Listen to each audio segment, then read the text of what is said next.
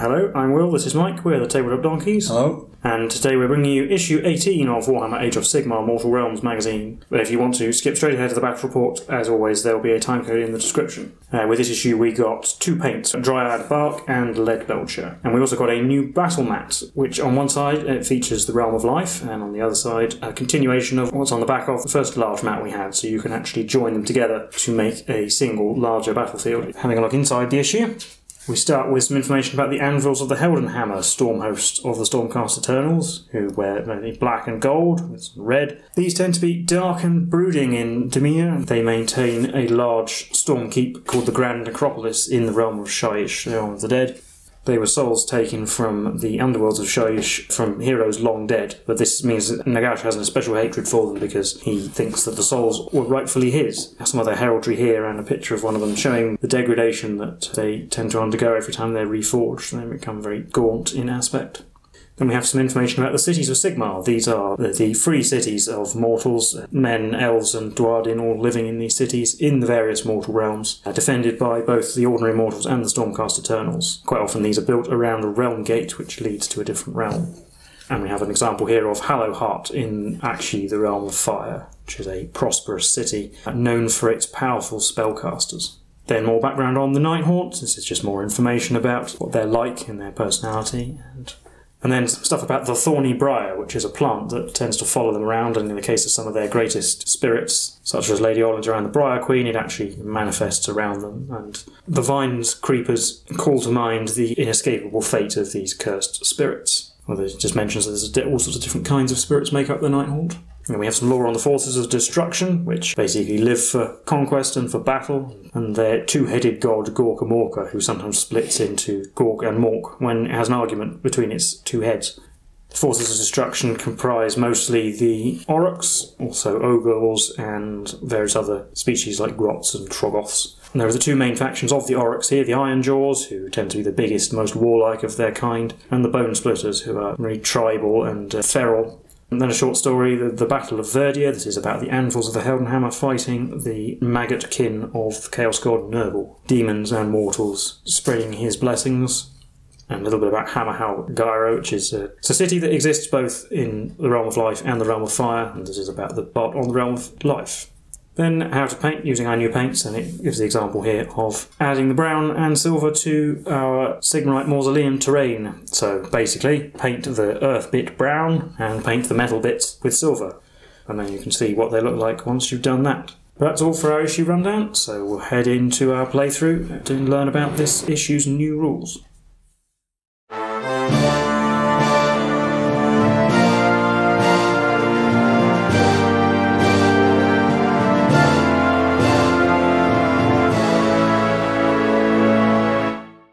So we're on to our battle for this issue. You can see we've got the 10 Chainrasps facing off against 5 Sequitors on the little tomb board once again. There's still ongoing fighting in the catacombs. And in this issue, we learn about a new phase at the end of the turn. There is the Battleshock phase. So a unit might take so many casualties that it has to make a Battleshock test. Essentially, it represents morale. So if a unit takes a lot of casualties, more members of that unit might decide that fighting is not so much a good idea anymore. I've got some updated data sheets that include the bravery characteristics. You can see the Sequitors have a bravery of 7, and the Chainrasps only have a bravery of 6. And they also have a new ability here called Chilling Horde. So as long as there's 10 or more models in the unit, they can reroll hit rolls of 1.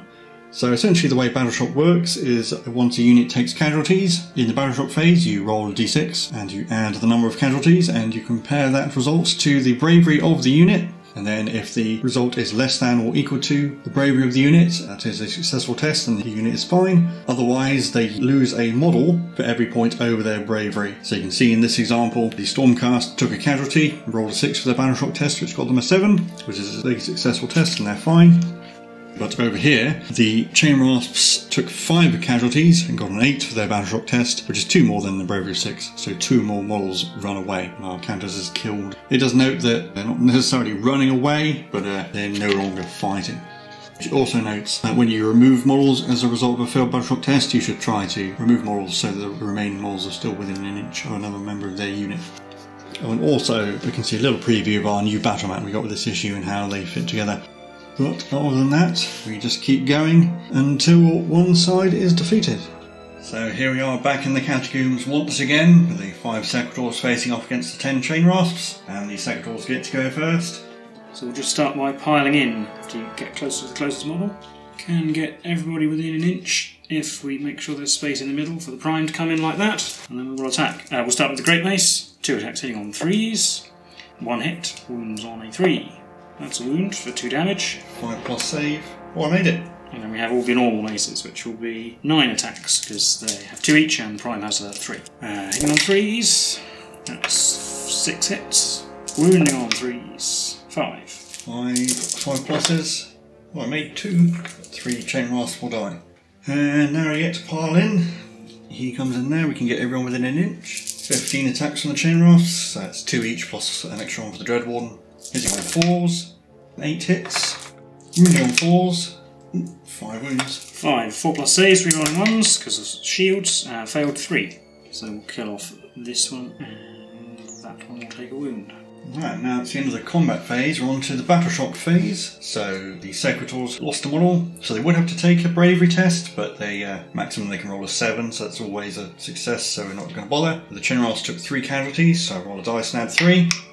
Getting a 5, so I get a total of 8. They only have a bravery of 6, so 2 models will run away. So lose 2. And then it's on to the Nighthaunt turn. We'll go straight to combat. So I've got 11 attacks from the remaining Chainrasps. We only get 4 hits. Wounding on 4s, 2 wounds. 4s to save, rerolling 1s. Save both. And we get to hit back and just pile the Great Mace in just for the look of it. And that will attack first on 3s. That's 1 hit. Wounding on 3. That's a wound. 5+ save. I made it. And then we've got 7 attacks from the regular Sequitors. Hitting on 3s. 3. Wounding on 3s. 2. 5+ saves. Made 1, failed 1. That Chainrasp will die. And then in the Battleshock phase I have to make a bravery test. You try anything but a 6. I got a 4, so 5. It's lower than my bravery, so I'm fine. And then it's on to the Stormcast turn again. Straight to close combat, and we'll attack with the Great Mace again. Hitting on 3s. Both hit, wounding on 3s. Oh, 2 wounds. 5+ saves. Oh, failed both. So the remaining Chainrasps will be killed. So we're going to set up for a rematch. The Stormcast will get to go first again in that one. So we're set up for round 2. Stormcast going first. Oh, we're just going to pile in the same way because it worked pretty well last time. Then we'll attack with the Great Mace again first. Hitting on 3s. Oh, it missed twice. And 9 attacks from the regular maces. Oh, that's terrible. That's 3 hits. Wounding on 3s. Oh, they all wounded at least. 5+ saves. They've all failed 2. 2 boys at back will die. So we have 17 attacks this time from the Chainrasps. Wounding on 4s. 9 hits. Wounding on 4s. 2. I need 4s rerolling 1s to save. Oh, 2 3s. So that's 2 wounds. We'll kill off a Sequitor. We'll get rid of that one off the end again. Then in the Battleshock phase, again the Stormcast would have to roll, but they can only get 7, so they'll be alright.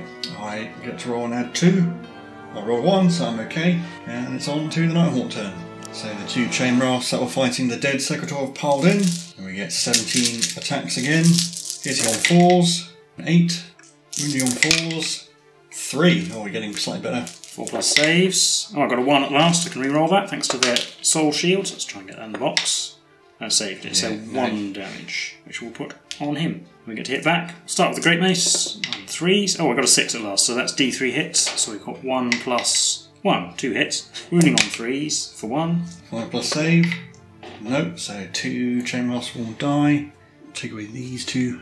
And then 7 attacks from normal maces. 3 hits. Wounding on 3s, 1 wound. 5+ save. Failed that as well. Take away that one. And then I have to take a Battleshock test at +3. I got a 4, so 7. I lose another Chainrasp. Take away that one. And then it'll be on to the Stormcast turn. We'll pile in, as long as this Sequitor ends closer to the Dreadwarden, in absolute distance. So now moving to base contact, Great Mace will come in. Do that first as usual, on 3s, that's 1 hit. Wounds on a 3, no it did not. Then we've got our 7 attacks from the rest, 4 hits. Wounding on 3s, 3 wounds. 5+ saves. Made none of them, so it'll be just the Dreadwarden left. He has 3 attacks hitting on 4s. Oh, they all hit. Wounding on 4s. 2 wounds. 4+ saves, rerolling 1s, double 2. So he does manage to bring 1 down, and the wound transfers will put it on the remaining normal Sequitor. And then at the end of the turn he has to make a Battleshock test. +3. Oh, I got a 7, so he runs away. Or dissipates, is probably more likely. And that'll be another victory for the Stormcast. So we'll probably do another game, but we'll let the Nighthaunt go first this time. And we're set up for round 3. But the Nighthaunt will get to go first this time. So he managed to pile in, managed to get 8 of the Chainrasps. So some of them are just within an inch. These 3 are just within an inch of the Sequitors, so we can get 8 of them in combat. So we'll have 17 attacks. 17 attacks hitting on 4s. 8 hits wounding on 4s, but re-rolling 1s because there's 10 or more of the Chainrasps left. So you can re-roll that 1. So that's 6 wounds. 6. 4 plus saves, re-rolling 1s, that's 2 1s. Okay, failed 3, that's 3 damage. I'm going to take away this Sequitor here and put the wound on this one. So that means that the Prime can pile in like this and that one can pile in there. So they all remain within an inch of each other, then I get to attack. Actually, I'll pile the Great Mace in a bit round here because I might have to come round here if that Chainrasp dies. Attack with the Great Mace, 2 hits on 3s, winning on 3s, oh, double 1. And 7 attacks from the normals, that's 4 hits. Wounding on 3s, or 3 wounds. 5 plus saves. Ooh, made 2. So I'll take away 1 at the back. Well, I still have to make a Battleshock test. Anything but 6. Oh, fine. But then it's on to the Stormcast turn. There's no need to pile in any further, so we'll just attack again. Start with the Great Mace, 1 hit on 3. Wounds on a 3, still can't wound. And 7 normal, 4 hits again. Wounding on 3s, 2. 5 plus saves. Fail both. So I'll take away that one and that one. This guy's going to pile in the middle. So we're all within an inch. Chainrasps get 15 attacks. Hitting on 4s. 9 hits. Wounding on 4s. 5 wounds. 4 pluses. Make 3 and reroll that 1. Nope, 2 damage. So take the wounded one and put wound on the normal Sequitor. Now I have to make a Battleshock test, I believe, at +2. Oh, I got a 5, so 1 will run away. Take away that one. And then it'll be on to the Nighthaunt turn. So everyone's still in an inch, so we'll just keep fighting as we are. 13 attacks hitting on 4s. 10 hits. Wounding on 4s. 6 wounds. Could theoretically end up without a soul shield, so I'll do these 3 at a time to start with. Failed 1, so the wounded Sequitor goes down. 3 more, 2 on the Prime. Rerolling 1s. Right, she has 1 wound left, and the final one. And we're rerolling 1s. There we go. She's got 1 wound left. So this is not actually the way you're supposed to do it. If you read the Age of Sigmar core rules, you will see that no wounds are allocated to models until after all of the saving throws have been taken from a unit's attacks. So actually all of these saves should have been made before any models with soul shields were removed, and so they should all have been re-rolling 1s. I think we made this mistake in previous episodes as well, so don't do this, and we will correct it in future episodes. I have to pile in to make sure we get back within an inch, so come over here. I'll attack with the Great Mace. 1 hit. Wounds on the 3. Oh, we did. 5 plus save. Nope, so 2 will die. Take away those 2. And the Prime gets to attack. She hits once. Wounds on a 3. That's a wound. 5 plus. Success. Battleshock phase. Get to add 2, so 5 or 6 is bad. I get a 3, so I'm fine. And we're on to the Stormcast turn. 2 attacks from the Great Mace. One of them has hit. It did a wound. 5. Get that in the box. 5 plus. Yes. Prime. 1 hit. 3. Nope. This guy will pile in. 9 attacks hitting on 4s. 5 hits. Wounding on 4s. 2. 1 at a time. That's a fail, so the Prime goes down. And then we've got this one not rerolling 1s on 4. That's a pass, and it's a Great Mace. So no Battleshock test for the Nighthaunt because we didn't take any casualties. And we're on to the Nighthaunt turn. Just pile in around the Great Mace. 9 attacks on him again. Hitting on 4s. 4 hits. Wounding on 4s. 3 wounds. Pass 2 saves on 4s, or we did. Down to 1 wound. 1 wound. He has 2 attacks back on 3s. Oh dear, can't hit anything. Oh, but it's his turn next. Oh, so we go back again. On 3s, right, we've got a hit. Wounds on 3, it did. 5 plus. Yes! 9 attacks from the Chainrasps. Hitting on 4s. We got 4 hits. Wounding on 4s. Nothing. It's the Nighthaunt turn. 9 attacks hitting on 4s. 2. Wounding on 4s. 2 wounds though.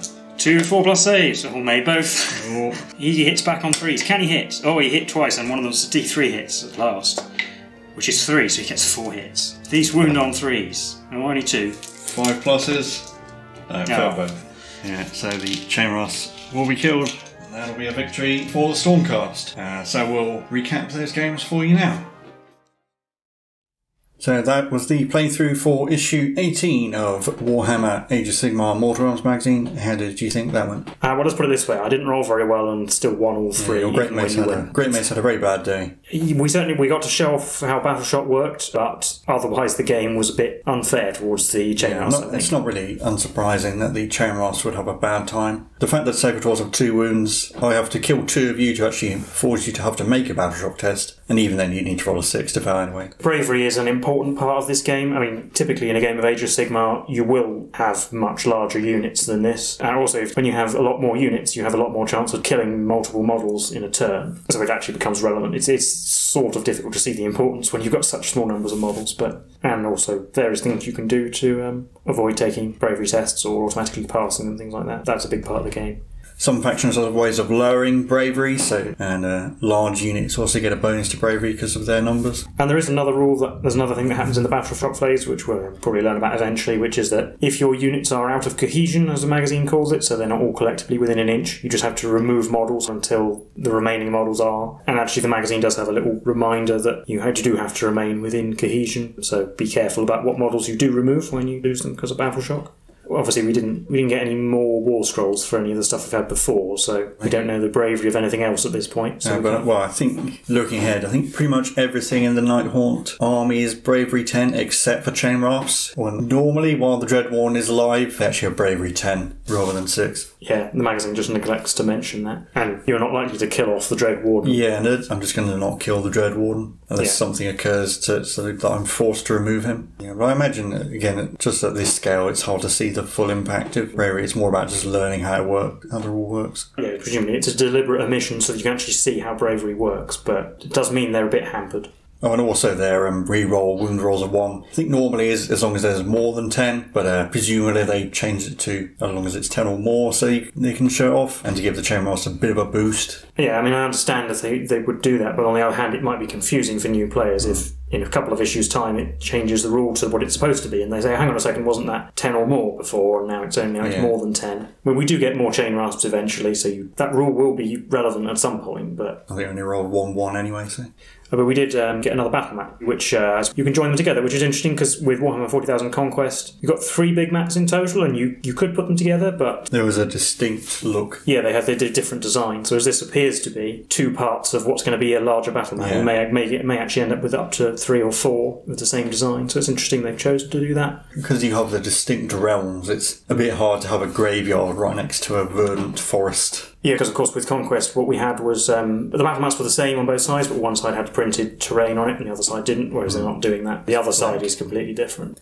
But otherwise, I don't think there's too much more to say about this playthrough in this issue. So if you like this content, please leave a like and subscribe. Leave any comments. If you have played Age of Sigmar more and there are armies that actually make use of Battleshock to cause damage, I'd be interested to know which ones those are. Or if there are ways that these armies have to improve their bravery, or maybe the Nighthawk might have ways of lowering bravery. I'd like to know about them. So otherwise, we've been the Tabletop Donkeys and we'll see you in the next one. Bye for now.